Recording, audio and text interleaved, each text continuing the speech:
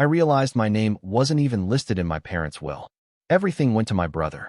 So I quietly stopped covering their expenses. A month later, Dad messaged, "Power's about to get cut." No greeting, no explanation. I simply responded with one word and severed contact.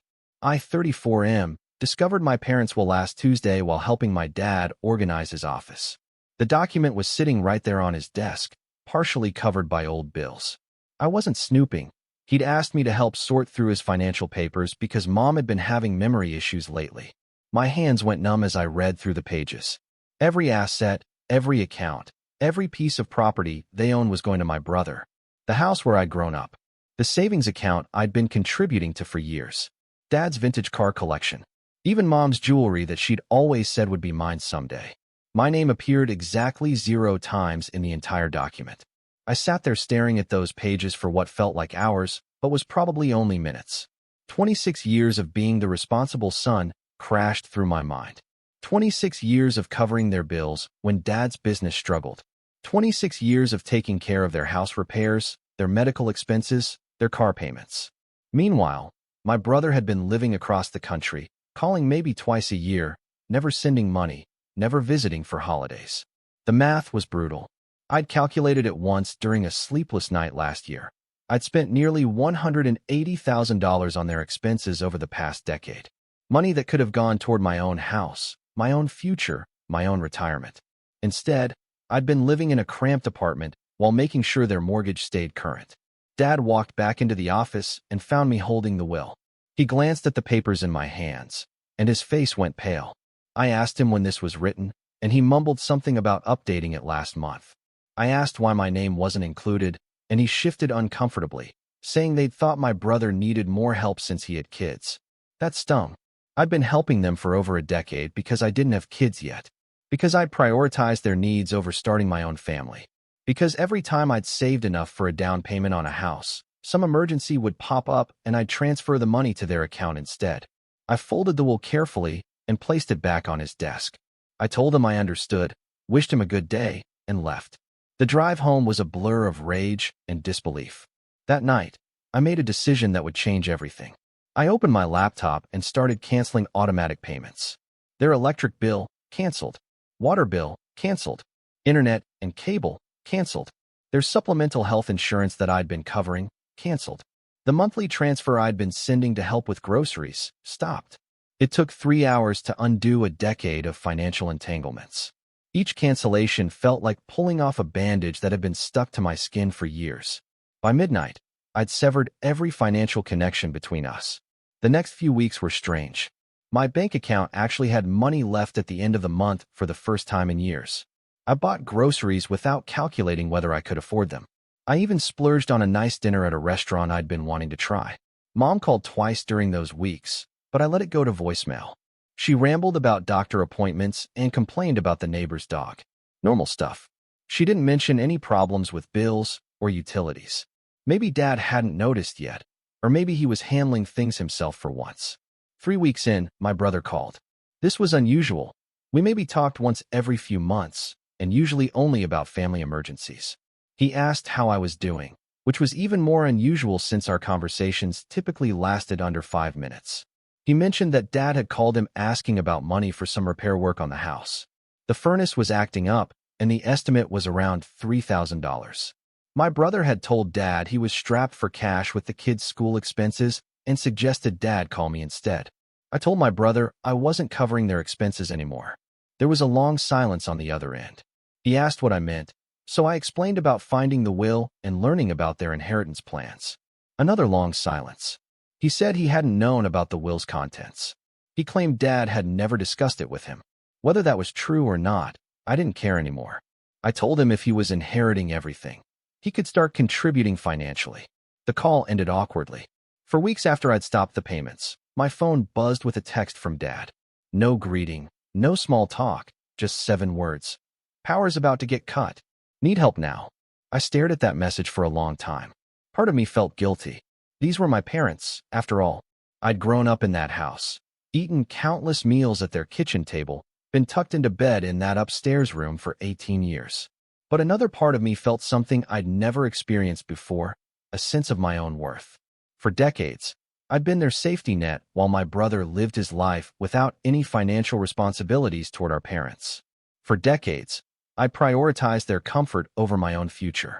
And in return, they'd written me out of their legacy entirely. I typed one word back, no. Then I blocked both their numbers. Update 1.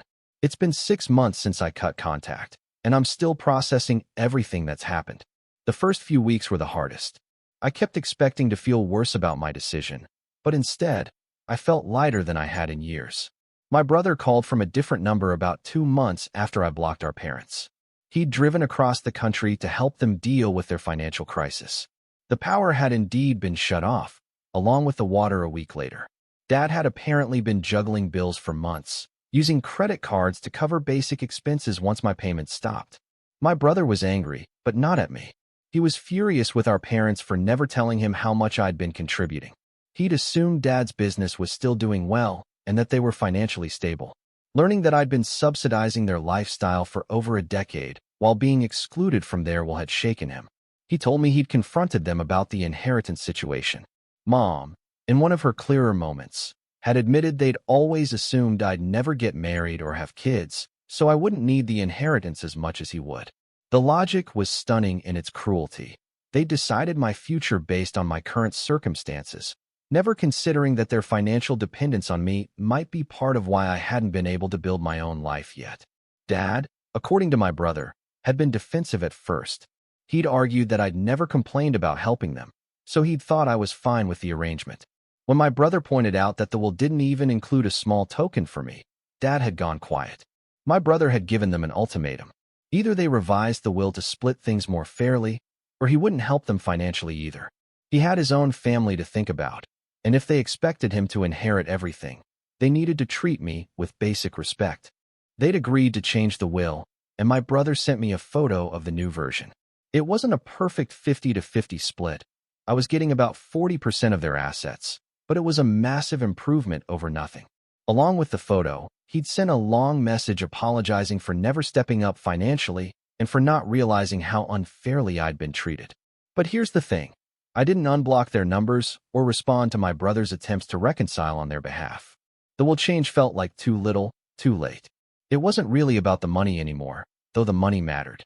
It was about respect, about being valued, about 26 years of being taken for granted. Update 2. 8 months later, and my life has changed in ways I never expected. With the money I was no longer sending to my parents, I'd finally saved enough for a down payment on a house. A real house, not the apartment I'd been stuck in for years while funding their lifestyle. The house hunt was surreal. For the first time in my adult life, I was making decisions based purely on what I wanted, not on what I could afford after covering someone else's expenses. I found a small but perfect place about 30 minutes from my old apartment. It has a garden, which I'd always wanted, and a garage where I can finally pursue some hobbies I'd abandoned years ago.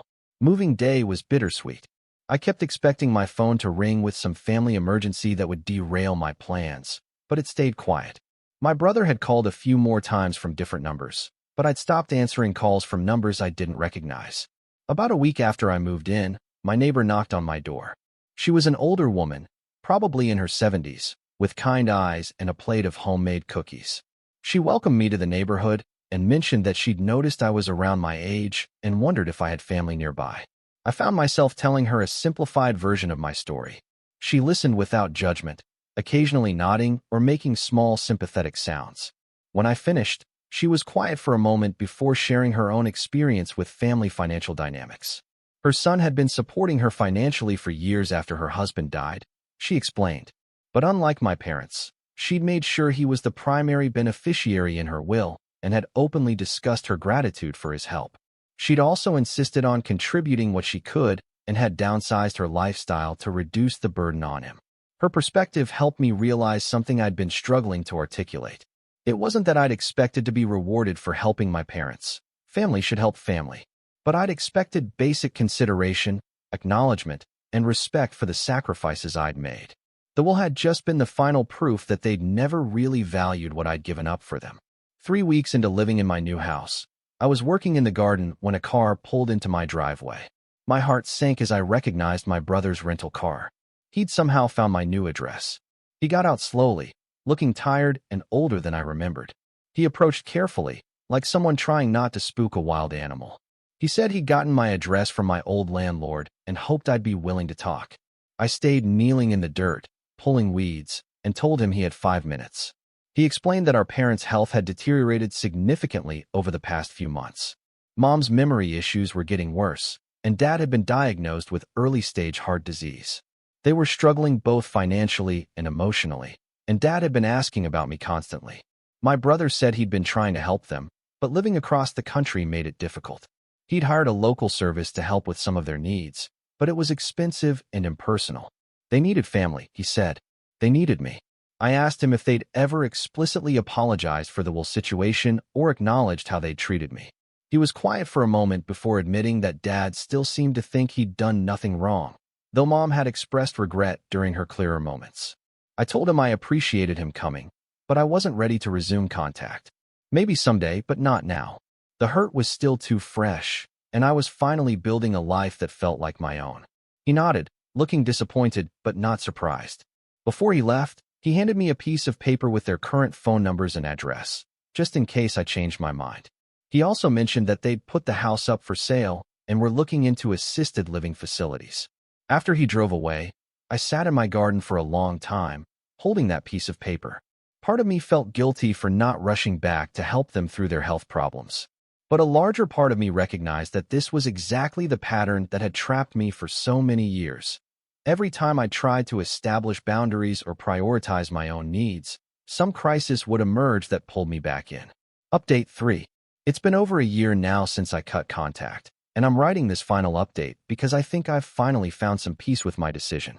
Last month, my brother called to tell me that Dad had passed away from a sudden heart attack. He tried to reach me through multiple channels before the funeral, but I'd maintained my boundaries. I didn't attend the service, and I know that decision will follow me for the rest of my life. But here's what I've learned over the past year. Sometimes the most loving thing you can do for yourself is to stop accepting treatment that diminishes your worth. My parents raised me, fed me, clothed me, and gave me opportunities in life. I'm grateful for that foundation. But gratitude doesn't mean accepting a lifetime of being undervalued. The inheritance situation resolved itself in an unexpected way. Dad had apparently made some poor financial decisions in his final months, trying to maintain their lifestyle without my support. By the time everything was settled, there wasn't much left to inherit anyway. The house sold for less than expected due to deferred maintenance, and most of the proceeds went to paying off debts I hadn't even known about. Mom is now in assisted living, and my brother visits her when he can. Her memory issues have progressed to the point where she doesn't really remember the conflict we had. Sometimes she asks about me, he tells me, but mostly she lives in her own world now. I've started therapy to work through the complex emotions around family, duty, and self-worth. My therapist helped me understand that what I experienced was a form of financial abuse, even if it wasn't intentional. My parents had become so accustomed to my support that they'd stopped seeing me as a person with my own needs and dreams. The most unexpected outcome of this whole situation has been the relationship I've built with my brother. After Dad's death, he reached out one more time, not to guilt me into reconciling with Mom, but to apologize for his own role in the family dynamics. He admitted that he'd been content to let me carry the financial burden because it meant he didn't have to sacrifice anything for our parents. We've been talking regularly now, building an adult relationship that's separate from our childhood roles. He's planning to visit next month to meet the woman I've been seeing. Another positive change that happened once I stopped pouring all my emotional and financial energy into my parents' problems. I still think about that text from Dad sometimes. Power's about to get cut. No greeting, no acknowledgement of our relationship, just an expectation that I'd solve his problem. My one-word response, no, felt harsh in the moment, but it was the first time in my adult life that I'd prioritized my own well-being over their immediate needs. Would I handle things differently if I could go back? Maybe I would have tried to have a conversation about the will before cutting contact entirely. Maybe I would have given them a chance to explain or apologize. But I also know that pattern of hoping they'd change, of giving them one more chance, had kept me trapped for decades. Some people will read this and think I was cruel to elderly parents who needed help. Others will think I should have stood up for myself years earlier. I think both perspectives have merit. Family relationships are complicated, and there's rarely a clear right or wrong answer. What I know for certain is that cutting financial ties with my parents, as painful as it was, gave me the space to build a life that actually belongs to me. I own a house now. I'm in a healthy relationship with someone who values and respects me. I have savings for the first time in my adult life. I've discovered hobbies and interests that have been buried under years of financial stress and family obligation. The cost was steep. I lost my relationship with my parents, and I'll always carry some regret about how things ended. But the alternative was spending the rest of my life as an unpaid caretaker for people who saw my contributions as an obligation rather than a gift. Sometimes the most radical act of self-love is simply saying no to people who take your yes for granted, even when those people raised you. Especially when those people raised you. That one word, no, changed everything. And a year later, I still don't regret it.